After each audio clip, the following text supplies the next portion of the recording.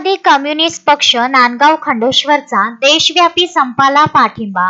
मोदी सरकार फडणवीस सरकारचा कामगार शेतकरी विरोधी धोरणाचा विरोध करीत तहसील कार्यालयावर निदर्शने. मार्क्सवादी नांदगाव खंडेश्वर येथील मार्क्सवादी कम्युनिस्ट पक्षाने आजच्या देशव्यापी संपाला समर्थन दर्शवून तहसील कार्यालयावर निदर्शने केली. यात कामगार, शेतकरी, शेतमजूर, आशा, अंगणवाडी, पोषण आहार कर्मचारी व युवकांनी सहभाग घेतला. नांदगाव खंडेश्वर येथे भर पावसात तहसील कार्यालयावर मार्क्सवादी कम्युनिस्ट पक्ष, अखिल भारतीय किसान सभा व सीटूच्या वतीने निदर्शने करून देशातील भाजपच्या मोदी सरकारने आणि महाराष्ट्र सरकारने केलेल्या जनविरोधी कामगार, शेतकरी, विद्यार्थी, युवक व महिला विरोधी कायदे आणि धोरणाविरोधात निषेध व विरोध करीत महामहिम राष्ट्रपतीला तहसीलदार यांच्या वतीने निवेदन देण्यात आले. आंदोलनाचे नेतृत्व किसान सभा जिल्हा सचिव कॉम्रेड श्याम देशमुख यांनी केले. या आंदोलनात